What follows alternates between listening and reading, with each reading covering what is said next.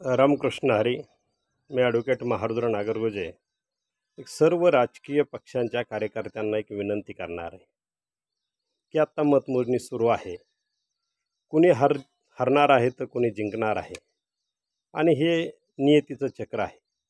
परंतु आपल्या गावामध्ये आपले मित्र, आपला परिवार त्याच्या दारामध्ये जाणं, गुलाल टाकणं, हुर्रे घालणं किंवा असे काय आपण हुल्लडबाजीने प्रकार करतो आणि त्याने एकमेकाचा क्रोध वाढला जातो आणि त्यामुळे वादविवाद हे होतात. हे वादविवाद झाल्यानंतर हे आपल्याला भोगायचे आहेत. कुठल्याही पक्षाचा उमेदवार असो तो निवडून आल्यानंतर फक्त पैसा कमवणारे, त्याची संपत्ती वाढणार आहे. जो पराभूत उमेदवार आहे तो फक्त पैसाच कमवणार आहे, त्याचीही संपत्ती वाढणार आहे, पण कार्यकर्त्याची संपत्ती कमी होणार आहे. गावातला दुसऱ्या धर्माचा, दुसऱ्या जातीचा माणूस आपण आजारी असलो तर 10,000च्या जागेवर 50,000 रुपये घेऊन दवाखान्यात येईल.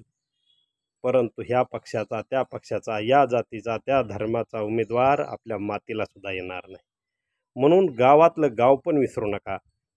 प्रत्येकाने प्रेमाने आणि आनंदाने हार जीत मान्य करा आणि गुन्ह्या गोविंदाने गाव पण टिकवा. हे पुढारी सर्व लबाड आहेत. मी स्वतः अनुभव घेतला आहे.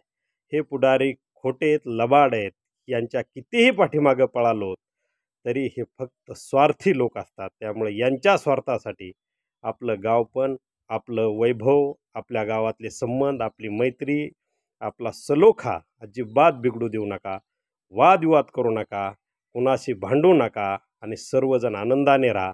हे राजकारण खड्ड्यात घाला. आजच्या दिवसापुरतं आहे आणि उमेदवार निवडून येणारा हा कधीच तू माझ्यासाठी झटला असं म्हणणार नाही. परंतु गावातला माणूस, गावातली माणसं ही आपल्या कामाची, म्हणून कुणी कुणाचं मन दुखू नका एवढी कळकळीची विनंती करतो. रामकृष्ण.